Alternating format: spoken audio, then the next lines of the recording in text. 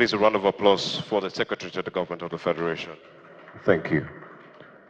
To buttress more on the message of the SGF, please permit me to invite to the microphone the Honorable Minister of Information and National Orientation for his intervention. Please, a round of applause for Mohammed Idris, Fellow of the Nigerian Institute of Public Relations. Thank you very much. Mine is just to add some detail to what the distinguished Secretary to Government of the Federation, Senator George Akume, has said. And in doing that, we would like to highlight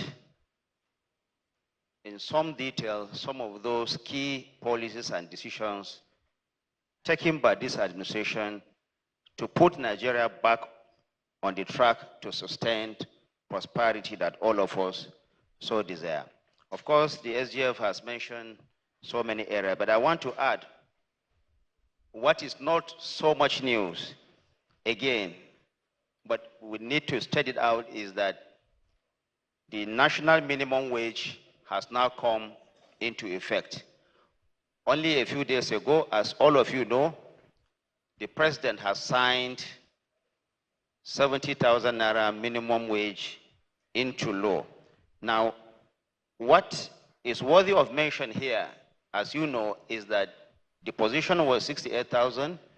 In his wisdom, the president engaged further with key stakeholders and arrived at 70,000 naira, which was sent to the National Assembly and which has now been signed into law. The next thing is the local government autonomy. Now, all of us know that most Nigerians are residing in these local areas at the local government level. And we know what the local government arrangements have become in the last 2 decades. And so the president, in his wisdom, also approached through the Office of the Attorney General of the Federation the Supreme Court for an interpretation of the local government autonomy as enshrined in our Constitution. And it is no longer news that the local government now have full autonomy. Now, what this means is that it is also bringing governance closer to the people at the grassroots. And this is a very important move by the president to ensure that almost everyone, especially the ordinary Nigerians, have government very, very close to them. There is also the intervention in the agri sector. Recall that when the hardship of the food prices was being noticed by government, there was an initial move of pushing 42,000 metric tons of assorted grains to all the states of the Federation. This has been completed as promised by Mr. President. 42,000 metric tons of assorted grains were delivered from our strategic grains reserve to all the states across Nigeria. And the message of the president is that the poor and the most vulnerable members of the Nigerian society are the targets of this palliative. This, of course, is in addition to the 500,000 metric tons of wheat, maize ordered that are all existing mechanized support and incentive to farmers to be sustained and direct the immediate engagement of youth, etc., etc. And only recently, each of the states of the Federation, as has already been widely reported by the media, received at least 20 trucks of rice for onward distribution to the most vulnerable members of Nigerian society. In addition to that, government is also providing rice at 40,000 naira, which is about 50% or more of the cost of the product, so that Nigerians can buy them. Now, this is going to be distributed around the country at designated centers, and it's going to be so well supervised that there won't be opportunity for people to just buy off this rice and deny the vulnerable people who are actually the targets of this to be denied. Now, very important, there is also the social security intervention to states. And I'm sure you will hear that from the Honorable Minister of Budget and Economy Planning. He even put out an advertorial very recently. In the last 8 months alone, over 573 billion naira has been disbursed to all the states of the Federation for the expansion of livelihood support in the form of grants, food palliative, and other social protection program under what is called the NGKS, the Nigerian Community Action for Resilience and Economic Stimulus. There is also the post-subsidy removal presidential grants and loan scheme, which is already been implemented by the Ministry of Industry, Trade and Investment and the Bank of Industry. For example, there is the disbursement of 50,000 naira grants under the 50 billion naira grants component of the Presidential Conditional Grant and Loan Scheme. So far, over 600,000 Nigerians have already received 50,000 naira grants across the entire 774 local governments in the country. The disbursement of the 150 million MSME and manufacturing loans will also commence after the completion of the ongoing final stage of verification. So the Nigerian Youth Investment Fund, NYIF. The Federal Executive Council in March of 2024 approved the takeoff of the restructured Nigerian Youth Investment Fund with an initial seed capital of 110 billion. 110. This is particularly focusing on the youth to enable them get some employment opportunities, curb youth restiveness, encourage out of school young people, and those who are marginalized, those who are unemployed, or those who are underemployed will also be the target of that. The initiative, of course, is targeted at young people between the ages of 18 and 40. I will repeat, 110 billion naira is already in the kitty for them. This, of course, is in addition to the 3 million technical talent job that is also being pushed forward by the president.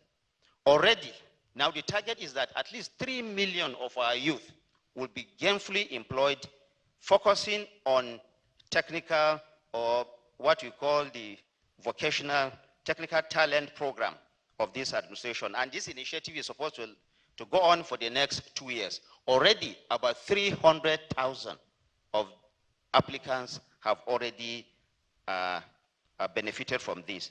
And there is also something which is key. And this is another creation of Mr. President, the Unemployed Graduate Support Scheme. Unemployed Graduate Support Scheme. Now, what this seeks to do is to ensure that all these our restive youth who are littered across all homes in this country, that are yet to find jobs.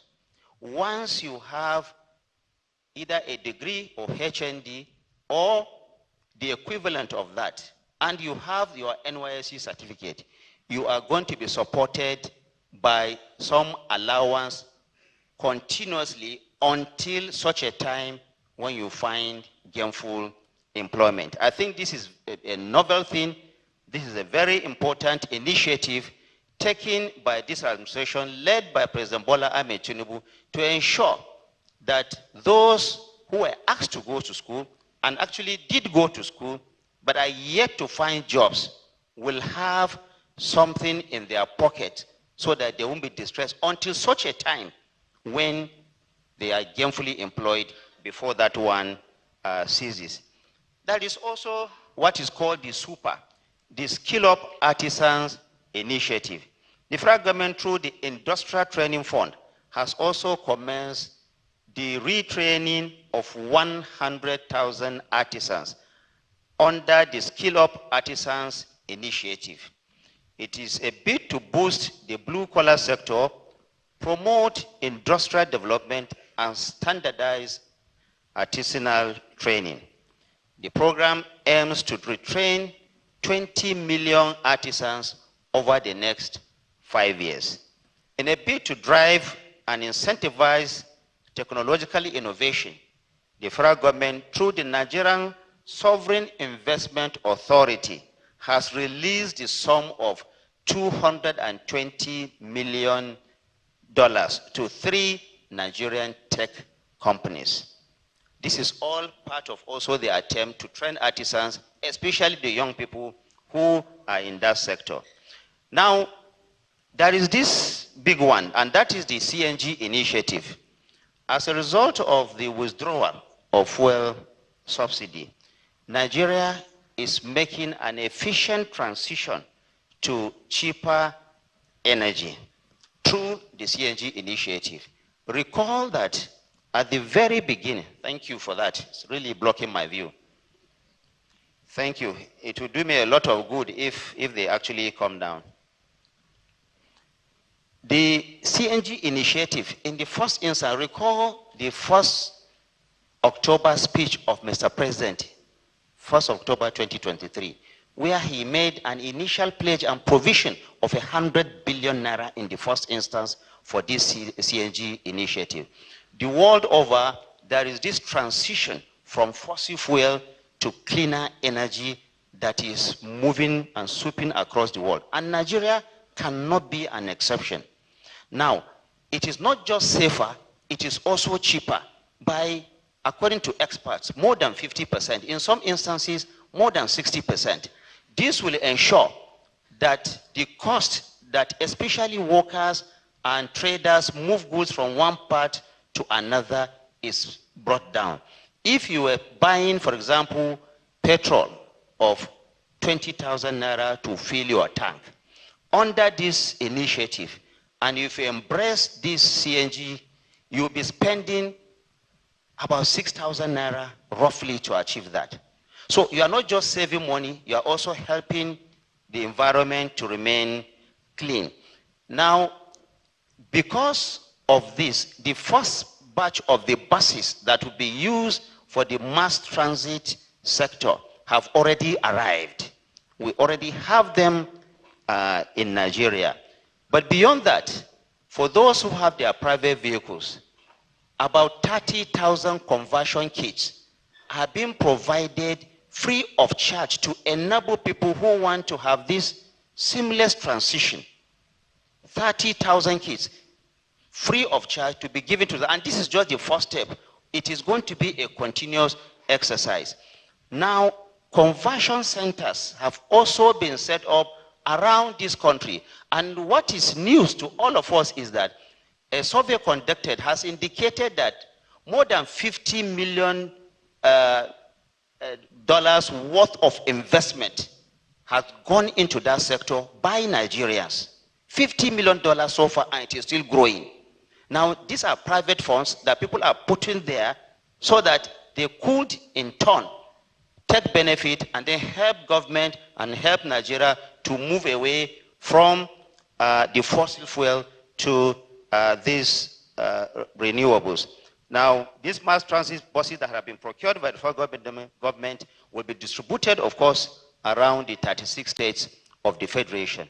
This will greatly improve not just people's finances, their efficiency, and also help to sustain a cleaner and healthier environment. Now, in the health sector, the president has addressed the high cost of drugs and is encouraging local production through a series of policies. For example, an executive order introducing zero tariff and duties on imports of raw materials, active pharmaceutical ingredients, and manufacturing equipment has come into play by this administration. This will greatly help in bringing down the cost of drugs and other health-related matters. The federal government has also conducted 2 rounds of disbursement for primary healthcare revitalization through Basic Healthcare Provision Fund. The training of our frontline health workers is ongoing as we speak. And we are committed, the federal government is committed to retraining about 120,000 of these health workers over the next 3 years. Over 2,400 health workers, including doctors, nurses, and pharmacists, have already been recruited. Many of them are women in the rural areas, helping to ensure that our people are not just healthy, but are also contributing meaningfully to the overall economic development of our nation. Now, the federal government is also supporting 8,300 primary healthcare centers. 8,300 primary healthcare centers with a plan to expand it to at least 17,000 in the next 3 years, with available funds of up to 260 billion. Now, all these figures we are reading out are already being provided by the federal government. These are not funds that the federal government intends to go on, so they are already being provided. Over 200 infrastructure projects have also been successfully executed across our federal hospitals, and 179 pieces of critical medical equipment, etc., etc. This is in addition. Only 2 days ago, the Federal Executive Council also gave approval to the Ministry of Health to ensure that critical supplies needed, especially for dialysis in about 6 or 7 health centers around the country, is also being provided. Then there are 10 legacy healthcare infrastructure projects, including oncology centers that have already been approved and are ongoing across 6 geopolitical zones of Nigeria. In expanding health insurance coverage, over 1.8 million Nigerians are now covered. Now, these figures are indicating to you the kind of progress we are making from where the administration came into being only a year and a few months ago. This is the direction that Mr. President, through his vision, is taking the country to. And no sector is being left out of these various interventions. Now, again, infrastructure. The Secretary to Government has already discussed the issue of infrastructure around the country. Of the Lagos-Calabar Coastal Highway passing through 9 states, while the 1,000-kilometer Sokoto-Badagry Superhighway passing through 7 states, and the 477-kilometer Calabar-Abuja Superhighway. Now, let me mention that the Sokoto-Badagry, which is about 1,000 kilometers, will have about 63 dams in the corridor. 63 dams. Now, what does this do? This will greatly help to improve agricultural production along that corridor. But not only that, will also help to also provide clean electricity for the consumption of our people, and therefore reducing the over-reliance on the national grid.